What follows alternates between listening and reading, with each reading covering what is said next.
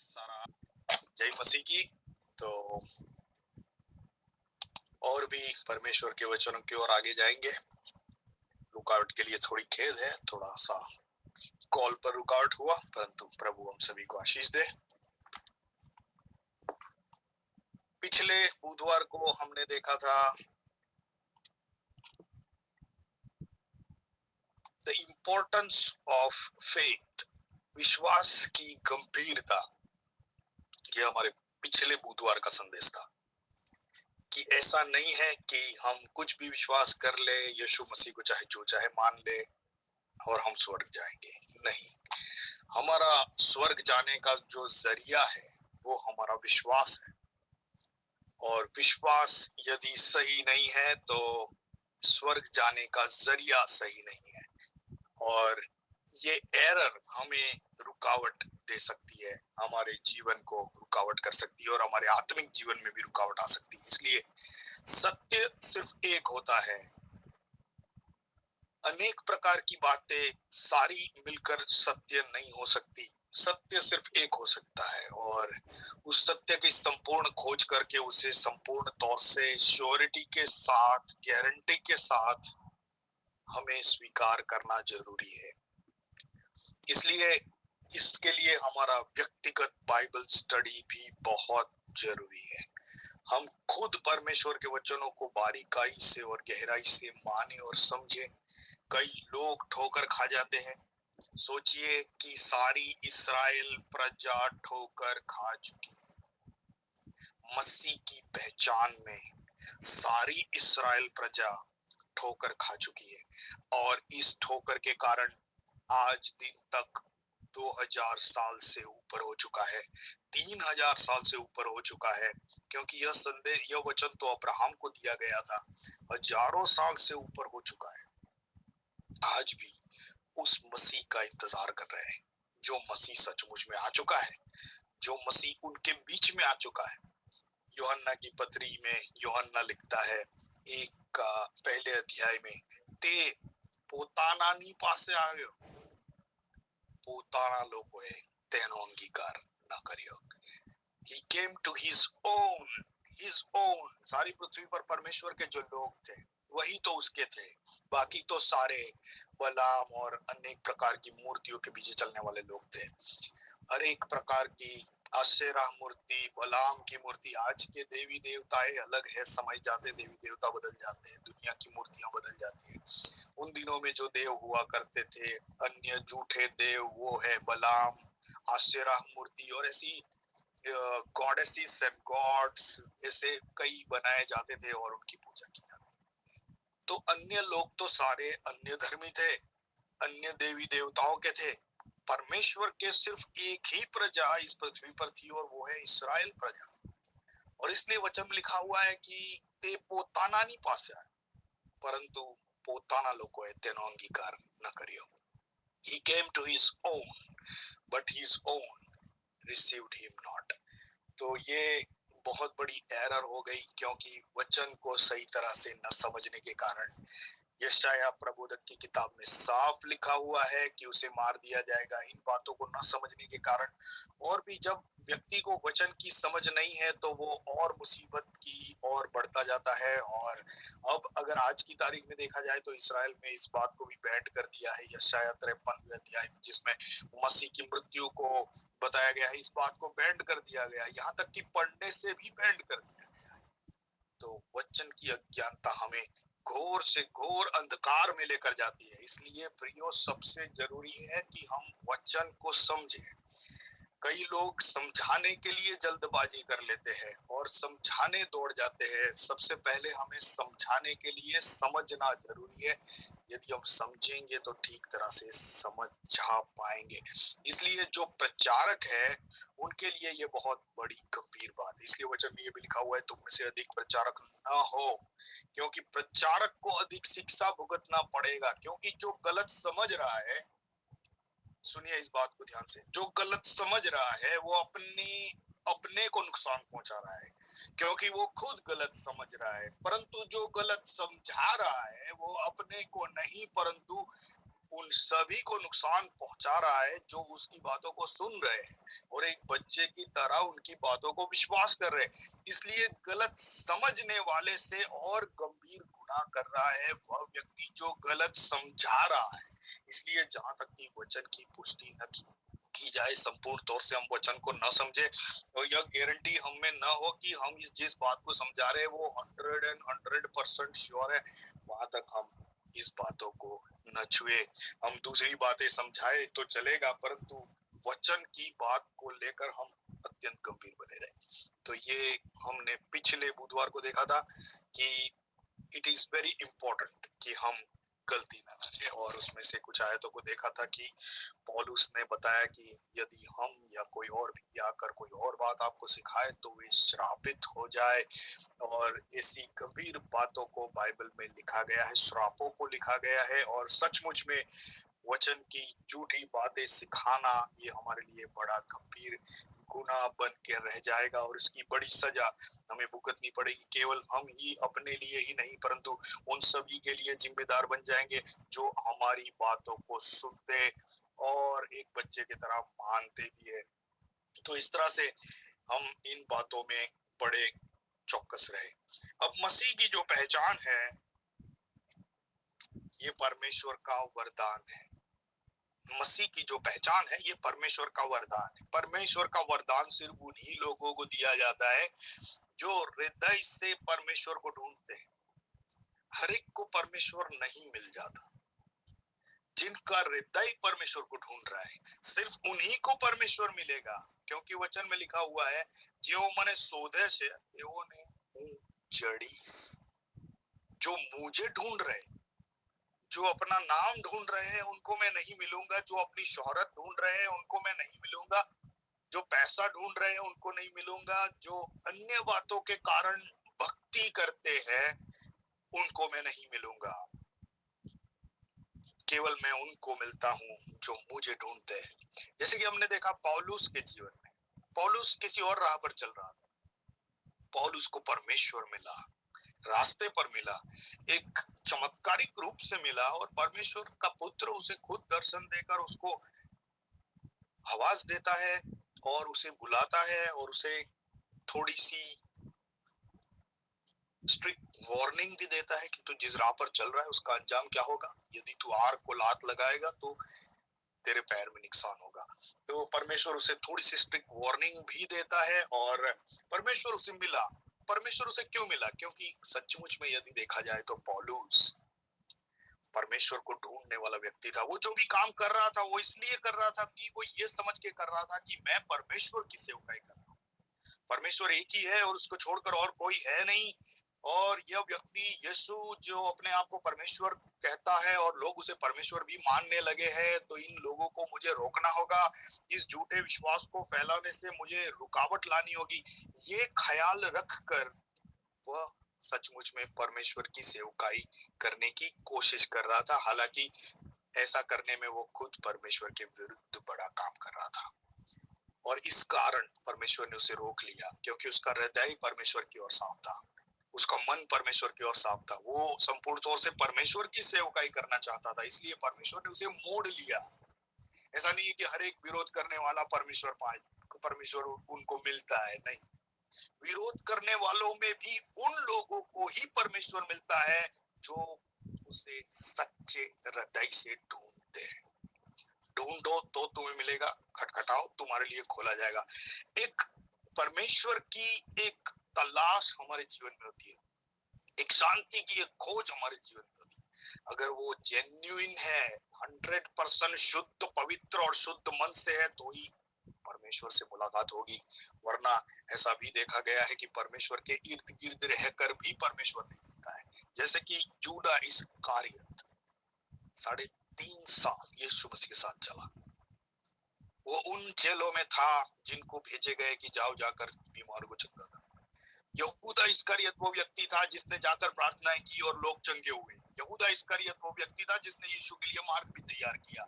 यहूदा इस्करियत वो व्यक्ति था जो हर पल प्रभु के साथ रहा, परंतु उसके हृदय में परमेश्वर के प्रति प्रेम और परमेश्वर के प्रति खोज की खोट थी।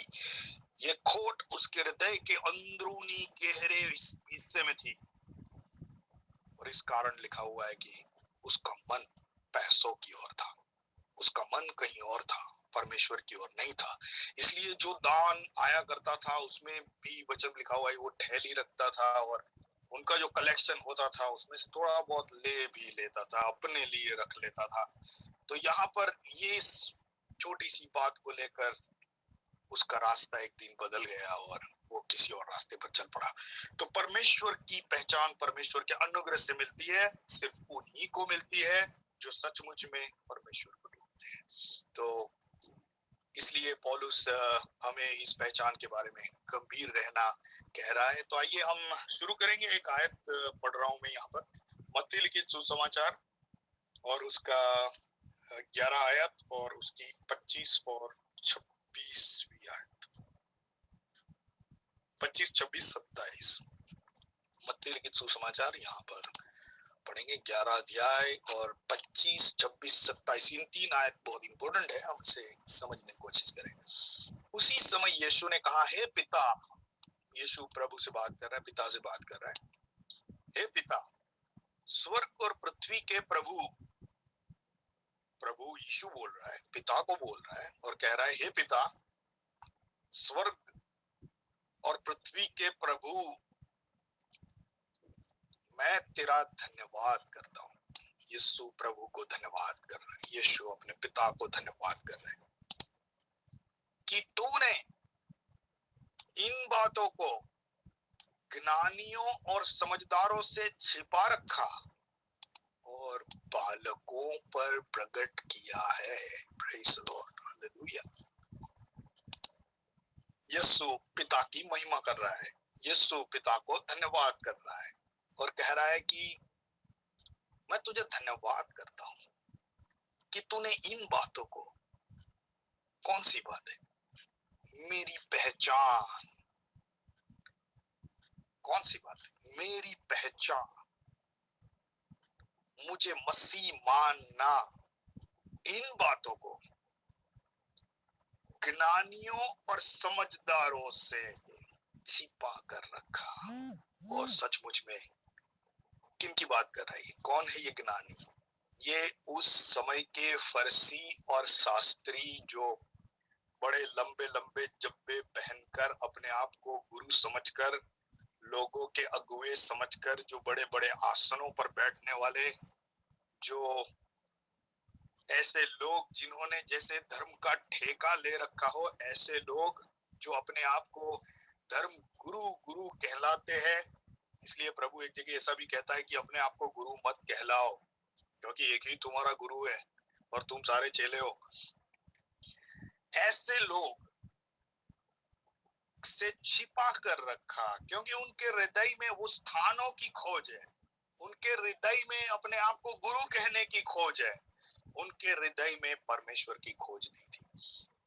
और इसलिए यीशु धन्यवाद करता है पिता को और कहता है कि मैं तेरा धन्यवाद करता हूं कि तूने इन बातों को ज्ञानियों और समझदारों से, सचमुच में यदि वे समझदार होते तो उन्होंने प्रभु को पा लिया होता, परंतु वे सोचते हैं कि वे समझदार हैं, परंतु समझदारी क्या है? समझदारी प्रभु यीशु को प्रभु मानने में और मसीह मानने में, अंगीकार करने में समझदारी है, और इस समझदारी को उन्होंने खो दिया। तो ज्ञानियों और समझदारों से छिपा कर रखा, वे इसे न प्राप्त करने पाए। हालांकि नियम शास्त्र को ये सोचते थे कि हम नियम शास्त्र के शिक्षक हैं, हम शिक्षा देने वाले हैं, हम लोगों को सिखाने वाले हैं, इसलिए सिखाने वाले को जरूरी है कि ज्यादा समझे।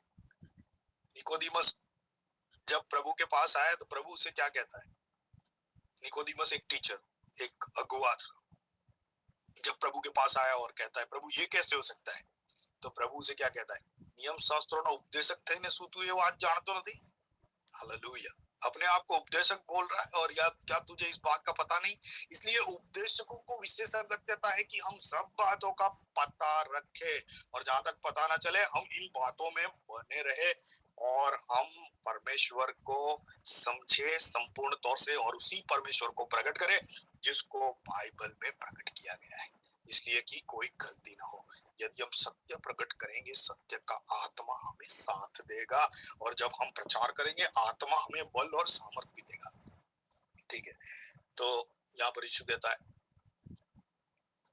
25वीं आयत, ज्ञानियों और समझदारों से छिपा कर रखा और किन पर प्रकट किया? बालकों पर प्रकट किया। कौन से बालक? ये है पतरस, ये है यूहन्ना, ये है याकूब, ये है थोमा, ये सारे, इनको परमेश्वर कहता है कि इन बालकों पर प्रकट किया। वे ना तो ये घमंड रखते कि हम परमेश्वर को जानते हैं, ना ये घमंड रखते कि हम परमेश्वर के प्रचारक हुए हैं, हम गुरु है। ये सिर्फ अपने आप को एक दीन व्यक्ति समझते हैं, इतनी हद तक कि वे अपने आप को पापी भी समझते हैं। पतरस ने कहा, मुझसे दूर चला जा, क्योंकि मैं एक पापी व्यक्ति हूँ। वे अंगीकार भी कर लेते हैं, इन्हें बालक कहा जाता है। और वचन कहता है, यदि तुम बालक के नाई परमेश्वर के राज्य को अंगीकार न करो, तुम उसमें कभी प्रवेश न करने पाओगे। यीशु मसीह ने कहा, ये बालक है जिन पर परमेश्वर का राज्य प्रकट किया जाता है, जो परमेश्वर के राज्य के अंदर प्रवेश करने के लिए हकदार बनते हैं। ये वो बालक है जो अंगीकार करते हैं, प्रभु मैं पापी हूँ। एक चोर की नाई जो कह देता है कि दोष नहीं लगाता कि यदि तू परमेश्वर का पुत्र खुद उतरा, मुझे भी उतार ला। नहीं, दूसरा जो है नम्रता से कहता है, प्रभु मैं विनती करता हूँ, जब तेरे राज्य में तू आए मुझे याद रखना। ये एक बालक के गुण है, जो अपने आप में किसी प्रकार का अभिमान नहीं रखते, जो अपने आप में दीनता रखते हैं, स्वीकार करते हैं। बालक का सबसे बढ़िया गुण क्या है? और वो है कि स्वीकार करना। बालक को आप कुछ भी सिखाओगे, वे आर्ग्यूमेंट नहीं करेंगे, नहीं ऐसा नहीं, ऐसा है, ऐसा नहीं करेंगे, एक्सेप्ट करेंगे। परमेश्वर का वचन है, उसको समझेंगे और उसे एक्सेप्ट करेंगे। पतरस, यूहन्ना, याकूब, और उन्होंने यीशु मसीह की बातों को समझा और उसे एक्सेप्ट किया।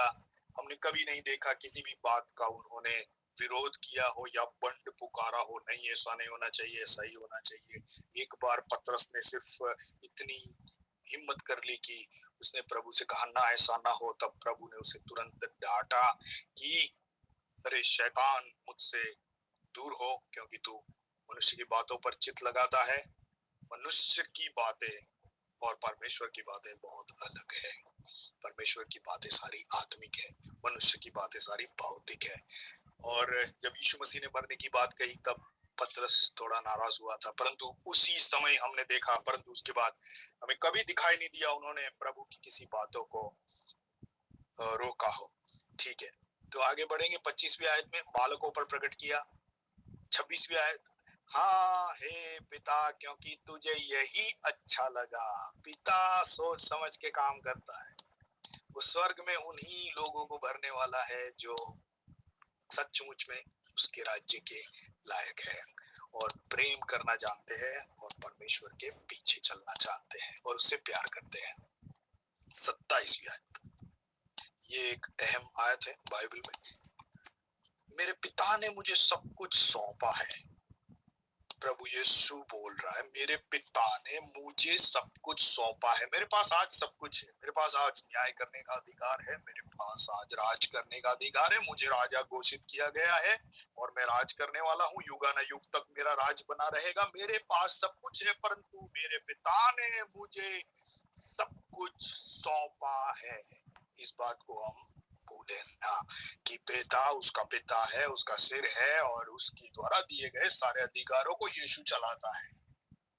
मेरे पिता ने मुझे सब कुछ सौंपा है और कोई पुत्र को नहीं जानता। ये तो एक गुप्त मर्म है। सारे लोग पिता को जानते हैं। यहोवा की भक्ति की जाती थी। हाबेल से लेकर जकारिया तक यहोवा की भक्ति की गई है। मलाकी तक यहोवा की भक्ति की, यहोवा का नाम ही बताया गया है। मेरे पिता ने मुझे सब कुछ सौंपा है और पुत्र को कोई नहीं जानता, कोई नहीं जानता, केवल पिता, केवल पिता। और कोई पिता को नहीं जानता, केवल पुत्र, और वह जिस पर पुत्र उसे प्रकट करना चाहे। आमीन। और वह जिस पर पुत्र उसे प्रकट करना चाहे। जब तक पिता और पुत्र हम पर अपने आप को प्रकट नहीं करते, हम उसे न पहचानने पाएंगे, हम उसको अंगीकार न करने पाएंगे। तो पिता यदि हम पर अपने आप को प्रकट करता है या पुत्र अपने आप को प्रकट करता है, तो हम उसे जान सकते हैं। और हमने इन्हें जाना है क्योंकि ये इनके द्वारा दिया गया हमारे जीवन पर अनुग्रह है, इनके द्वारा दिया गया हमारे जीवन पर कृपा दृष्टि है, और इसलिए कि एक बालक के रूप से हम इन बातों को अंगीकार करते हैं।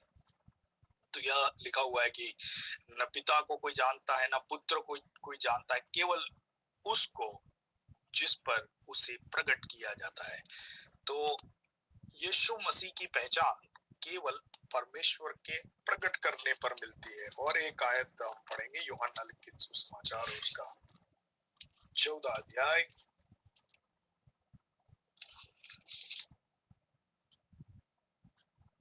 14 अध्याय और उसकी 21वीं आयत। यूहन्ना 14 और 21।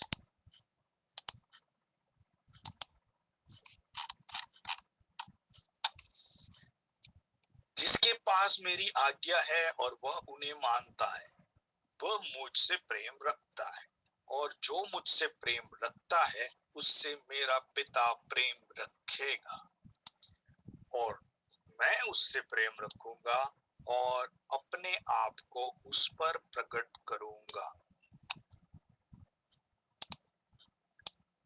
हालेलुया।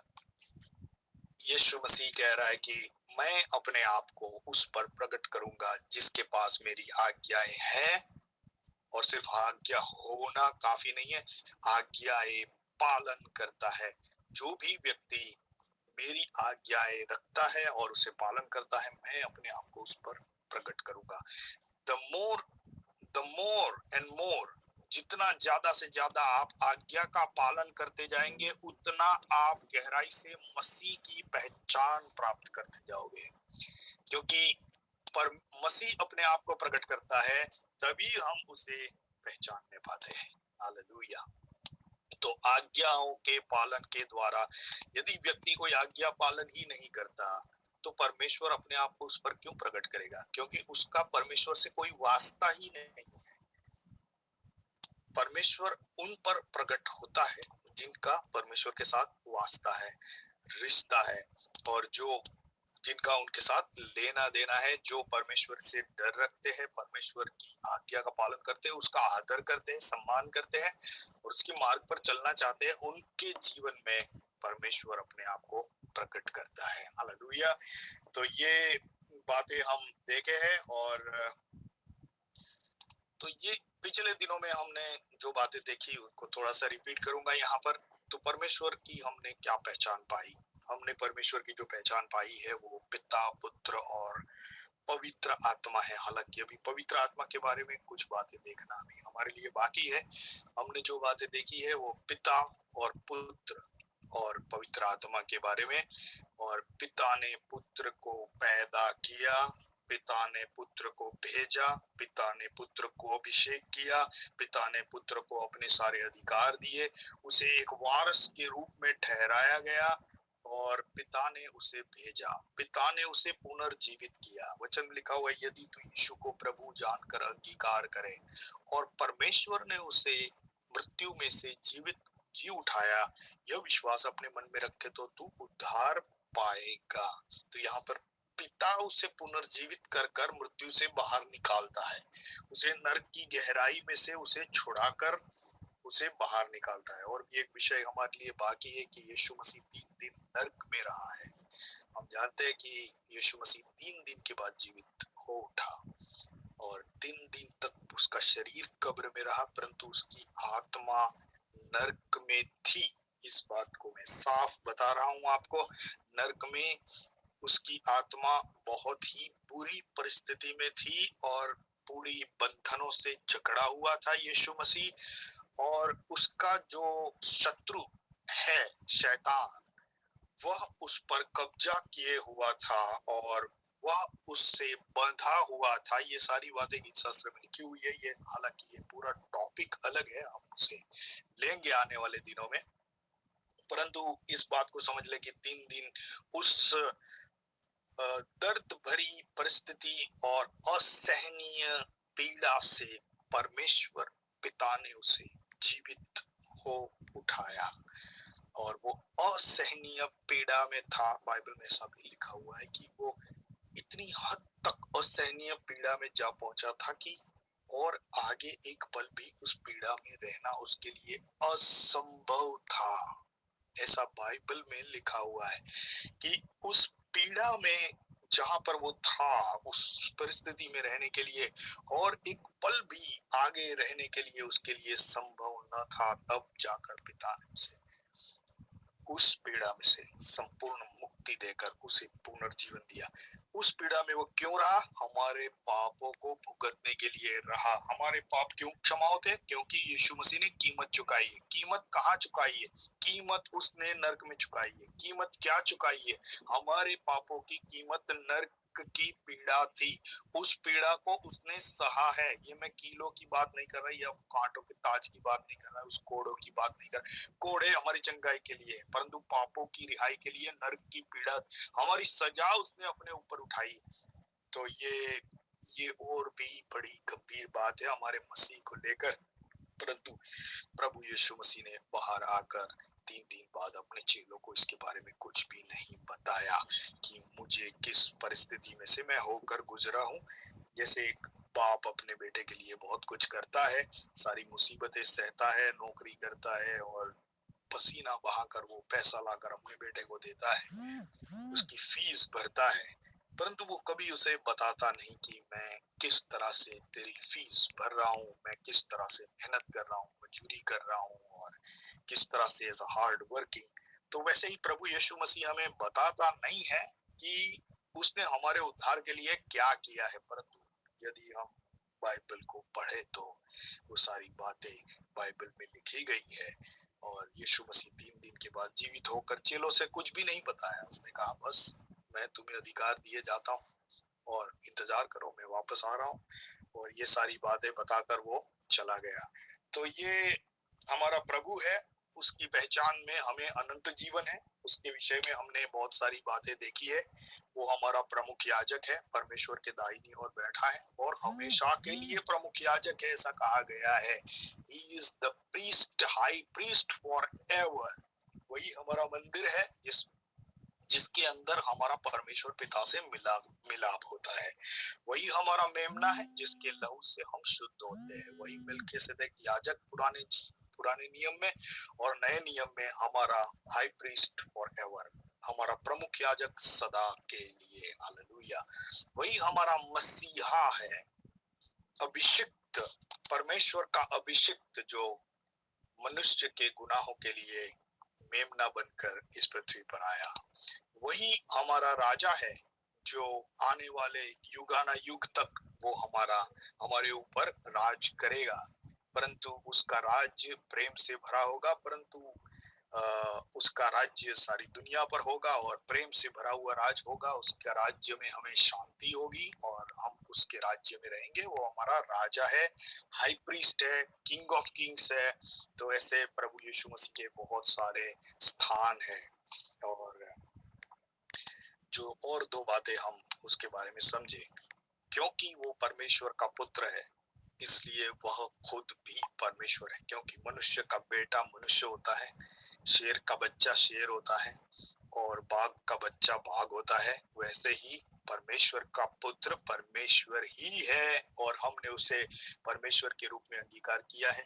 आदि से उसका स्थान परमेश्वर के साथ रहा है और आज भी वो परमेश्वर के स्थान है। परमेश्वर पिता से एक अलग व्यक्ति है और परमेश्वर के अधीन है संपूर्ण तौर से। प्रभु यीशु मसीह परमेश्वर के अधीन है, इसलिए पिता उसके बारे में कहता है कि यह मेरा पुत्र है और इस पर मैं अत्यंत प्रसन्न हूँ। ये सारी बातें जो हम सीखे हैं, इन सारी बातों को हम बाइबल में साफ देख सकते हैं। इसमें कुछ मर्म निकालने वाली कोई बात नहीं। पिता साफ बोल रहा है, यह मेरा पुत्र है, इस पर मैं अत्यंत प्रसन्न हूँ। परमेश्वर पिता की प्रसन्नता पुत्र पर होना आवश्यक है। यह बात साबित भी करता है कि पिता पुत्र से बड़ा है और इससे वो अपनी प्रसन्नता उस पर जाहिर कर रहा है। यह मेरा पुत्र है और इस पर मैं अत्यंत प्रसन्न हूँ। हालेलुया। तो प्रभु की स्तुति हो। इन सब बातें हम पूरे हृदय से और आत्मा की सच्चाई से यदि हम परमेश्वर को हम ढूंढते हैं तो हम यकीनन प्रभु को पाएंगे। हालेलुया। तो और भी काफी सारी बातें हैं। 365 भविष्यवाणी है। 365 इसको मैं याद कराना चाहूंगा आपको कि 365 भविष्यवाणी पुराने नियम में यीशु मसीह को लेकर है, जो नए नियम में पूरी हुई है, और भी कई भविष्यवाणी आने वाले दिनों में पूरी होना बाकी है। परंतु 365 भविष्यवाणी यीशु मसीह के जीवन के बारे में पुराने नियम में लिखी हुई है। इन सब को हम जाने, every prophetic word in the old testament, उसको हम कनेक्ट करें, इससे हमारा विश्वास और मजबूत होगा। हमारी नींव, हमारा फाउंडेशन, विश्वास का फाउंडेशन। यदि आपने इन 365 भविष्यवाणियों को समझ लिया जो पुराने नियम में लिखी हुई है, तो आप मसीह को कभी नहीं छोड़ोगे। चाहे आपके गर्दन पर तलवार रख दी जाए या चाहे आपकी चमड़ी उखेड़ ली जाए, आप मसीह को कभी नकार नहीं करोगे। मसीह को नकार वो कर देता है जिसने उसे ठीक से जाना नहीं, जिसने उसे ठीक से पहचाना नहीं। एक बार मसीह की संपूर्ण पहचान प्राप्त करने के बाद पतरस कहता है कि मुझे उल्टा टांग दो पर मैं उसका नकार न करूंगा। और वो जिस मौत से मरने वाला था उससे भी बदतर मौत उसने मांग ली। उसको सीधा लटकाने वाले थे, परंतु उसने कहा नहीं, सीधा नहीं, मुझे उल्टा भी लटका दो, कोई प्रॉब्लम नहीं, पर मैं उसका नकार नहीं करूंगा। यूहन्ना को उबलते तेल में डाला गया, परंतु उसने उसका नकार नहीं किया। ऐसे 12 के 12 चेलों या 11 के 11 चेलों ने अपनी जान देकर, एक को छोड़कर, यूहन्ना और यहूदा तो खुद आत्महत्या कर मरा है, परंतु यूहन्ना जो प्रभु यीशु मसीह का चेला था, उसको छोड़कर 12 बाकी के सब 10 के 10 ने प्रभु के लिए जान दे दी है। थोमा ने भी जान दे दी है, क्योंकि उन्होंने उस मसीह को जान लिया और उसमें उद्धार को प्राप्त कर लिया। अब किस बात की चिंता, अब किस बात का डर? और जब अनंत जीवन मिल जाता है तो इस छोटे जीवन की क्या कीमत है। हालेलुया। जब हमें अनंत जीवन मिल जाता है तो ये जो जीवन के 20 साल, 25 साल, 50 साल बचे हुए हैं, उसकी क्या कीमत है। हालेलुया। यदि इसे खो देना पड़े तो कुछ भी बोलना मत, रिकॉर्डिंग हो रहा है। क्या आवाज आ रही नुकसान है, क्योंकि यदि मेरा प्रभु 33 साल की भर जवानी में मेरे लिए जान देता है। मेरा नेट खत्म हो गया। प्रभु केतन भाई की आवाज आ रही? 33 साल की भर जवानी, किसी की आवाज नहीं आ रही, नेट खत्म हो गया मेरा। अच्छा, मेरा कितना बड़ा फर्ज बनता है कि यदि जरूरत पड़े तो मैं व्हाट्सएप के लिए बोल तो बोला नेट मैं खत्म हो गया। ये कब हो सकेगा? ये तभी हो सकेगा जब मैं व्हाट्सएप को भी सही रूप से ओके ओके। हम यीशु को सही रूप से जानते हैं। हालेलुया। तो परमेश्वर की स्तुति हो। आज इतनी बातें काफी है आज के लिए, और आने वाले दिन में हम उन 365 भविष्यवाणियों की ओर दृष्टि करेंगे। और मैंने यीशु मसीह के कुछ नामों के बारे में एक पैम्पलेट बनाया है, Jesus Christ is all in all. और ये जो पैम्पलेट है वो, उस पर भी हम थोड़ा देखने वाले हैं, यीशु मसीह हमारे लिए क्या क्या है। जब मैंने लिखना शुरू किया, A4 साइज के 8 पन्ने भर गए। A4 साइज पेपर के 8 पेजेस भरकर मैंने उन बातों को लिखा है कि यीशु मसीह हमारे लिए क्या क्या है, एक एक आयत के साथ। और मैं प्रभु की स्तुति करता हूँ कि उनमें से कुछ बातें यहाँ पर रिपीट करूंगा, यहाँ पर बताना चाहूंगा कि हम आने वाले दिनों में क्या देखने वाले हैं। He's the beginning of the creation of God. प्रकटीकरण 3:14. He's the power of God. He's the wisdom of God. He's the temple of God. He's the sanctuary. He's the mediator between God and man. He's the mediator of the New Testament. He is surety of the better testament. He's the gift of God. He's the unspeakable gift of God. तो ये सारी बातें, ऐसे ये सारी मैं आयतें बोल रहा हूँ। ये जो बोल रहा हूँ मैं, He's the Passover. ये આપણું પાસ્કા યજ્ઞ છે, जिस पास्का यज्ञ को मूसा को दिया गया था कि हर परिवार अपने अपने लिए एक गेंटा या बकरा ले और उसे काटे और उसका लहू अपने दरवाजे की बारसाकों पर लगाए और तैयार रहे, अपनी कमर बांधी रहे। ये जो पास्का यज्ञ था, यह पास्का यज्ञ यीशु मसीह को पहला करंती 5 और 7 में बताया गया है कि ये हमारा पास्का यज्ञ है। और जब हम इसको हम अंगीकार करेंगे, वहीं से हमारा छुटकारा हो जाता है। और इस्राएल की प्रजा फारून के बंधन में थी और परमेश्वर की प्रजा शैतान के बंधन में थी। जिस दिन हम पास्का यज्ञ को अंगीकार करते हैं, हमारा मिस्र में से अर्थात के जगत में से छुटकारा हो जाता है और हम परमेश्वर के बच्चे बन जाते हैं और हम फ्रीडम और उस वहां से हमारा सफर शुरू होता है। यहाँ पर हम स्वर्ग में नहीं पहुंच पाए, सफर शुरू होता है। कई लोग इस सफर में मारे भी जाते हैं। देखिए, इसे समझिए कि यहाँ से सफर शुरू हुआ, यीशु मसीह को अंगीकार करने से सफर शुरू हुआ। अभी तक हम पहुंचे नहीं है। जहां तक कनान पहुंच न जाए, वहां तक हमें उस धैर्य को बांधे रखना होगा और उस विश्वास को पकड़े रखना होगा और अविश्वास की बात न करनी है, क्योंकि जितनों ने अविश्वास किया वे सारे रेगिस्तान में मारे गए। सिर्फ वही लोग प्रवेश करने पाए जिन्होंने उस विश्वास को अंत तक पकड़े रखा। इसलिए वचन हमें ये भी कहता है, जे अंत सुधी टकसे ते तारण पामसे। Hallelujah, praise the lord. प्रभु की स्तुति हो। तो यहाँ पर हमारा समय पूरा हो रहा है और आगे और भी बातों को हम नेक्स्ट वेडनेसडे देखेंगे। तो सोनू भाई बीच में है। हालेलुया।